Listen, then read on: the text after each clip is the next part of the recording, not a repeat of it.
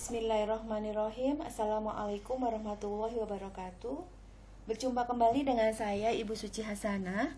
Pada pertemuan kali ini yaitu terkait dengan patofisiologi pada gangguan sistem kardiovaskuler. Dalam hal ini Ibu akan menjelaskan masalah pada kardiovaskuler yang lazim terjadi. Di antaranya adalah hipertensi, gagal jantung, dan sindrom coronary disease. Yang pertama ini adalah patofisiologi hipertensi. Yang berikutnya adalah pengertian hipertensi. Hipertensi atau biasa disebut dengan tekanan darah tinggi merupakan suatu kondisi di mana tekanan darah sistolik dan ataupun diastolik meningkat di atas normal. Silakan nanti menjadi penugasan untuk kalian ataukah nanti kuis. Anda akan mencari klasifikasi hipertensi. Dikatakan hipertensi apabila tekanan darah sistoliknya lebih dari 140 mmHg dan diastoliknya kurang dari 90 mmHg.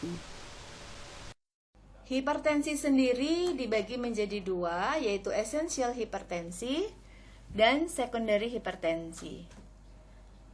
Hipertensi primer atau esensial kasusnya tidak definitif, banyak faktor yang mempengaruhi, dan ini merupakan kasus yang terbanyak dari populasi. Kurang lebih adalah 95% kasus hipertensi merupakan hipertensi esensial. Penyebab pastinya belum dijumpai, bisa karena genetik, bisa karena alkohol, bisa karena stres, bisa juga karena obesity. Sedangkan secondary hypertension ini merupakan suatu hipertensi yang terjadi akibat adanya masalah kesehatan yang lain. Dan kurang lebih hipertensi sekunder ini terjadi 5% dari populasi. Artinya orang yang menderita hipertensi 5%-nya kemungkinannya karena secondary hipertensi, yaitu adanya suatu masalah atau penyakit yang lain yang menyebabkan dia mengalami hipertensi. Sebagai contoh misalnya karena penyebab adanya masalah pada ginjal, lalu ada masalah pada pembuluh darah, kemudian terkait dengan masalah hormon, atau terkait karena pengobatan.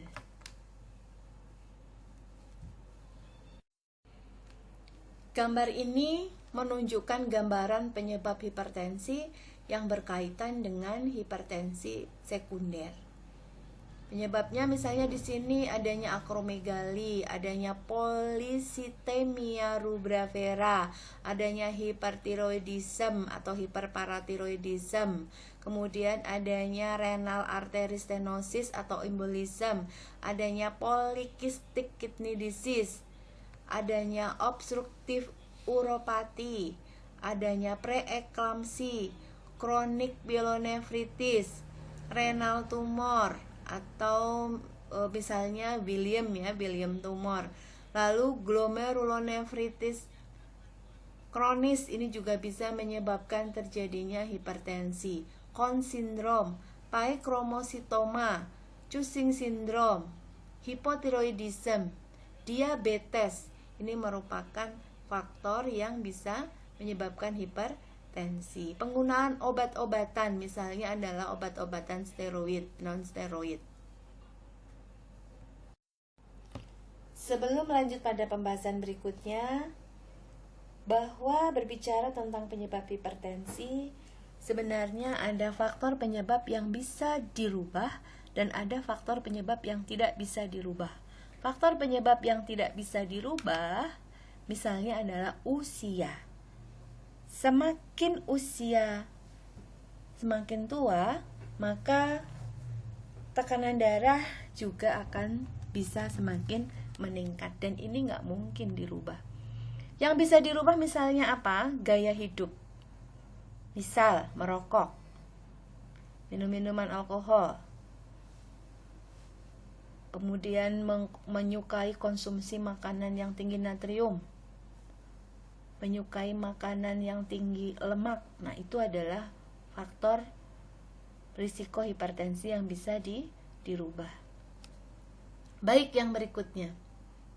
Berbicara terkait dengan bagaimana hipertensi itu bisa terjadi, maka kita lihat di sini ada pengaruh dari genetik dan juga faktor lingkungan. Dari faktor lingkungan, tadi Ibu sudah contohkan, misalnya terkait dengan gaya hidup, merokok, kurang dapat mengelola stres, kemudian menyukai makanan-makanan yang tinggi kolesterol atau berlemak. Ketika ada hal tersebut, maka akan berinteraksi yang menyebabkan adanya defect in renal sodium homeostasis. Jadi di sini akan terjadi masalah gangguan pada keseimbangan renal sodium atau natrium renal. Akibatnya adalah ketidakadekuatan ekskresi daripada sodium atau natrium. Dengan demikian, garam dan air akan diretensi, akan ditahan di dalam tubuh. Akibat garam dan air diretensi, maka jumlah plasma darah dan ekstra sel fluid atau cairan ekstra sel volumenya akan meningkat. Akibatnya, dengan volume darah yang meningkat, cardiac output pun akan meningkat. Ini sudah terkait dengan autoregulasi. Cardiac output yang meningkat, maka tekanan darah pun meningkat. Tekanan darah meningkat disebut dengan hipertensi. Yang kedua, interaksi antara genetik dan faktor lingkungan tadi selanjutnya akan menimbulkan fungsional vasoconstriction. Pembuluh darah akan vasokontriksi. Pembuluh darah yang vasokontriksi akan menyebabkan terjadinya diameter pembuluh darah semakin mengecil, tahanan perifer juga akan semakin meningkat. Belum lagi ditambah dengan adanya peningkatan natriuretic hormon yang akan meningkatkan vascular reactivity. Sehingga di sini dengan adanya peningkatan vascular reactivity menyebabkan tahanan perifer semakin meningkat. Tahanan perifer yang semakin meningkat, maka akan menyebabkan terjadinya peningkatan tekanan darah atau hipertensi. Tahanan perifer yang meningkat juga dikarenakan adanya peningkatan diameter dinding pembuluh darah akibat adanya defect vaskular smooth muscle growth and structure atau adanya gangguan pada pertumbuhan otot polos pembuluh darah dan struktur daripada pembuluh darah, sehingga dinding pembuluh darah ini semakin mengecil. Misalnya, defect in vascular smooth muscle growth and structure ini bisa akibat adanya aterosklerosis. Dengan demikian, maka dinding pembuluh darah akan semakin menipis, mengecil maksudnya ukurannya, sehingga tahanan perifer juga akan semakin meningkat, maka terjadilah hipertensi. Bila diperhatikan dari penjelasan sebelumnya, ada dua hal yang harus diperhatikan, yaitu terkait dengan sympathetic activation, yaitu cardiac output dan tahanan perifer. Cardiac output dan tahanan perifer ini akan berpengaruh terhadap tekanan darah. Sementara cardiac output ini dipengaruhi oleh heart rate dan stroke volume, di mana stroke volume ini dipengaruhi oleh plasma volume atau volume plasma. Volume plasma sendiri ini akan dipengaruhi oleh aldosteron. Dan aldosteron ini akan muncul karena adanya angiotensin 2. Angiotensin 2 ada karena adanya renin. Renin sendiri bisa dipicu oleh karena jumlah volume plasma. Jumlah volume plasma yang semakin menurun ke ginjal atau perfusi ke ginjal yang menurun menyebabkan aparatus juxtaglomerulus mengeluarkan renin. Lalu renin akan mengubah angiotensin 1 dengan bantuan converting enzim. Angiotensin 1 ini akan dirubah menjadi angiotensin 2. Angiotensin 2 selanjutnya akan memicu munculnya aldosteron. Aldosteron menyebabkan terjadinya retensi air, dan retensi air atau air yang tidak dikeluarkan ini menyebabkan volume plasma bertambah. Selain itu juga karena diretensi, maka nanti urin akan menurun, sehingga jumlah urin yang menurun juga merupakan salah satu tanda yang muncul pada pasien hipertensi. Nah, jumlah plasma volume yang meningkat akibatnya stroke volume, silakan nanti diingat lagi stroke volume itu apa, akan meningkat. Stroke volume yang meningkat, walaupun heart rate-nya tetap, maka cardiac output akan meningkat. Cardiac output yang meningkat akan meningkatkan tekanan darah. Lalu dengan adanya angiotensin 2, ini juga akan berpengaruh terhadap tahanan perifer. Dalam hal ini, pembuluh darah akan melakukan vasokonstriksi, sehingga tahanan perifer akan meningkat. Tahanan perifer meningkat, ditambah dengan cardiac output yang meningkat, maka tekanan darah pun akan semakin meningkat. Selanjutnya perhatikan gambar ini. Gambar ini menjelaskan keterkaitan antara mekanisme munculnya primary hypertension atau hipertensi primer, renal hypertension, dan hormonal hypertension.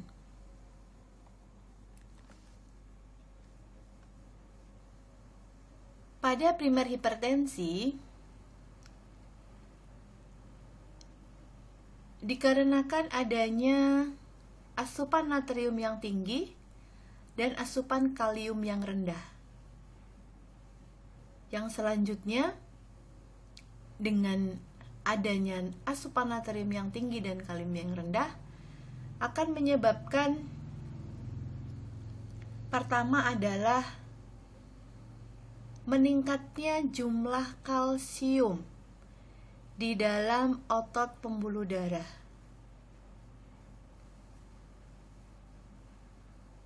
Lalu dari peningkatan kalsium di dalam otot pembuluh darah akan menyebabkan terjadinya vasokonstriksi daripada pembuluh darah.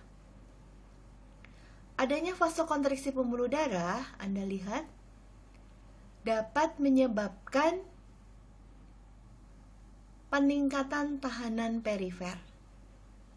Meningkatnya tahanan perifer menyebabkan tekanan darah meningkat. Selain itu, adanya natrium asupan yang tinggi dan kalium yang rendah, ini menyebabkan volume ekstrasel juga meningkat. Meningkatnya volume ekstrasel ini juga dikarenakan adanya faktor genetik.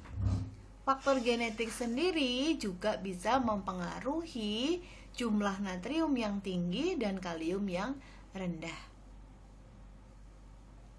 Kita lihat dulu dari adanya peningkatan cairan ekstraseluler atau ECF yang meningkat. Maka menyebabkan cardiac output pun akan meningkat. Cardiac output yang meningkat, maka tekanan darah juga akan meningkat dan akhirnya hipertensi. Selanjutnya, faktor genetik ini selain meningkatkan jumlah natrium dan menurunkan kalium, maka dapat juga akan berpengaruh terhadap bagaimana pengelolaan stres, sehingga bisa menyebabkan stres psikologis. Atau dari faktor yang lain, bukan hanya faktor genetik, bisa menyebabkan stres psikologis. Bisa juga karena adanya regulasi yang abnormal atau pengaturan yang abnormal daripada norepinefrin, dan juga terjadi hipersensitif. Hal ini dapat menstimulasi jantung sehingga kerja jantung akan meningkat. Dengan kerja jantung yang meningkat, maka cardiac output pun juga bisa meningkat. Cardiac output yang meningkat, tekanan darah pun meningkat dan akhirnya hipertensi. Cardiac output yang meningkat ini otomatis akan menyebabkan terjadinya otoregulasi, pengaturan, sehingga terjadilah vasokonstriksi. Vasokonstriksi pada pembuluh darah ditujukan supaya pengembalian darah ke jantung itu menurun, sehingga diharapkan cardiac output akan menurun. Namun dengan adanya vasokonstriksi yang terus-menerus nantinya bisa menyebabkan otot pembuluh darah mengalami hipertrofi. Bila otot pembuluh darah hipertrofi, kekuatannya menjadi menurun, diameternya menjadi menurun, maka tahanan perifernya menjadi meningkat. Tahanan perifer yang meningkat menyebabkan tekanan darah juga meningkat. Tekanan darah yang meningkat pada akhirnya hipertensi. Yang berikutnya, renal hipertensi. Renal hipertensi bisa dikarenakan adanya stenosis arteri renal dan lain-lain, atau juga bisa karena adanya penyakit yang serius pada renal atau ginjal. Adanya arteri stenosis pada ginjal menyebabkan ginjal mengalami iskemi, atau suplai darah ke ginjal menjadi menurun. Maka ginjal dalam hal ini adalah aparatus juxtaglomerulus akan melakukan suatu mekanisme renin-angiotensin aldosteron, di mana aparatus juxtaglomerulus akan mengeluarkan renin. Renin ini akan merubah atau mengubah menjadi angiotensin 1 atau mengeluarkan angiotensin 1. Angiotensin 1 dengan bantuan converting enzim akan dirubah menjadi angiotensin 2. Angiotensin 2 atau dengan adanya angiotensin 2 ini, yang pertama lihat ke sisi kiri, menyebabkan pengeluaran aldosteron. Adanya aldosteron, maka akan terjadi retensi natrium dan air. Retensi natrium dan air menyebabkan volume cairan ekstraseluler akan meningkat. Cairan ekstraseluler yang meningkat, maka cardiac output pun akan meningkat.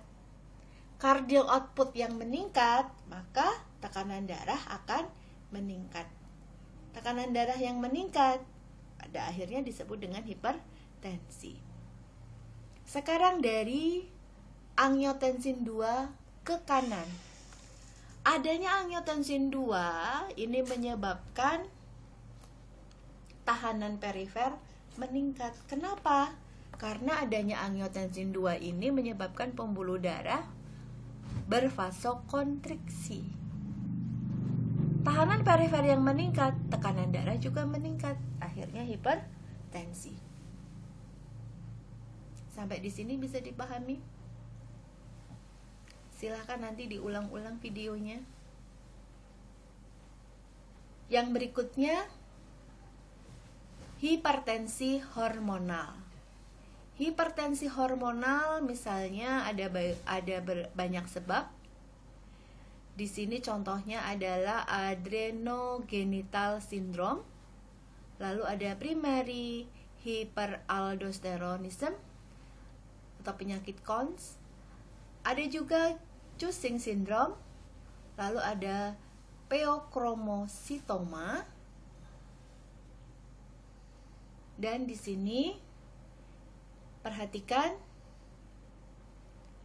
adanya adrenogenital syndrome akhirnya akan mengalami defisiensi kortisol, berpengaruh terhadap ACTH. ACTH ini akan dirubah menjadi 11 desoksikorsiteron atau DOC. Yang selanjutnya dari 11 desoksikorsiteron ini akan menyebabkan mineralocorticoid effect. Adanya mineralocorticoid effect meningkatkan volume ekstraseluler. Volume ekstraseluler yang meningkat menyebabkan cardiac output meningkat. Cardiac output meningkat menyebabkan tekanan darah meningkat dan hipertensi. Yang berikutnya adalah pada primary hyperaldosteronism atau penyakit Crohn, yaitu adanya tumor pada adrenal kortisol. Adrenal kortisol tumor ini menyebabkan aldosteron keluar. Aldosteron yang keluar menyebabkan munculnya efek mineralocorticoid, sehingga volume ekstraseluler meningkat. Meningkatnya volume ekstraseluler menyebabkan cardiac output meningkat. Cardiac output yang meningkat menyebabkan tekanan darah meningkat dan akhirnya hipertensi. Bisa dipahami? Sekarang kita lanjut pada Cushing syndrome. Adanya Cushing syndrome ini juga sama, menyebabkan adanya tumor pada adrenal kortisol. Sehingga di sini ACTH-nya akan meningkat, kortisolnya meningkat, menyebabkan, perhatikan, menimbulkan mineralocorticoid effect. Ya, lanjutannya seperti ini. Mineralocorticoid effect menyebabkan peningkatan jumlah volume ekstraseluler, maka cardiac output akan meningkat dan akhirnya hipertensi. Selain itu, dengan adanya kortisol yang meningkat, maka akan terjadi peningkatan efek katekolamin. Efek katekolamin ini selain karena kortisol yang meningkat, juga karena adanya terapi glukokortikoid. Terapi glukokortikoid selain menyebabkan peningkatan efek katekolamin, juga meningkatkan efek mineralocorticoid. Peningkatan efek katekolamin menyebabkan cardiac outputnya meningkat dan juga menyebabkan tahanan perifer meningkat. Cardiac output meningkat, tahanan perifer meningkat, maka pada akhirnya akan hipertensi. Yang selanjutnya pada pheochromocytoma, yaitu adanya tumor pada adrenal medular. Menyebabkan di sini munculnya katekolaminos, yang mana akan menyebabkan dua ini, ya, peningkatan katekolamin. Akhirnya cardiac output dan tahanan perifer juga akan meningkat. Selanjutnya hipertensi.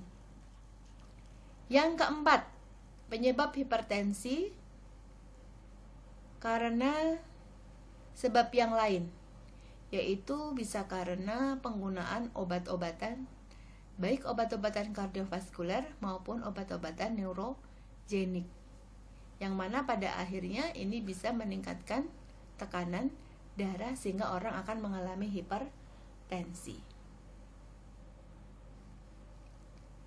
Semoga bisa dipahami ya. Silakan nanti diulang-ulang lagi untuk mendengarkan penjelasan ini karena Ibu tidak membuat naratifnya. Selanjutnya, adaptasi kardiovaskuler pada pengerasan arteri karena proses menua. Seiring dengan bertambahnya usia, maka seseorang akan mengalami peningkatan kekakuan atau pengerasan pada arterinya. Dengan meningkatnya pengerasan arteri, maka akan meningkatkan kecepatan nadinya. Sehingga di sini akan berdampak kepada darah itu akan kembali lagi. Ibaratnya itu seperti ini ilustrasinya. Kalau di sungai ada 2 batu besar yang berdekatan. Kemudian air mengalir di sela-sela batu tadi. Maka air tadi itu tidak akan mengalir dengan cepat ke bawah. Tapi air itu akan sedikit berputar dan akhirnya kembali lagi. Jadi air yang sebelumnya masuk, keluar, terus dia akan balik lagi. Nah, seperti itu. Begitu juga dengan di sini, maksudnya adalah demikian. Sehingga yang terjadi adalah aorta ini semakin menahan, memberikan tahanan karena ada aliran balik. Otomatis darah yang dari ventricle menjadi sulit untuk dikeluarkan. Artinya di sini afterload pada ventricle kiri. Dinding ventricle menjadi semakin mengalami penegangan. Nah, akibat ventricle itu mengalami afterload, membutuhkan tekanan yang tinggi untuk bisa sampai memompa darah, maka menyebabkan sebagian dinding ventricle kiri mengalami tekanan. Sehingga di sini yang dipompakan oleh jantung, dalam hal ini adalah ventricle kiri, akhirnya jumlahnya menurun. Sehingga volume akhir sistoliknya semakin meningkat. Tapi fraksi ejeksinya tadi yang dipompakan semakin menurun.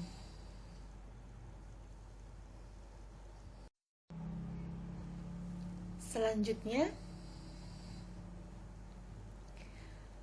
dari peningkatan kekakuan arteri, maka akan menyebabkan tekanan darah sistolik arterial dan tekanan nadinya akan semakin meningkat. Namun, tekanan darah diastolik arterialnya akan menurun. Nah, inilah yang sering terjadi pada lansia. Hipertensi pada mereka disebut dengan hipertensi terisolatif. Kenapa disebut hipertensi isolatif?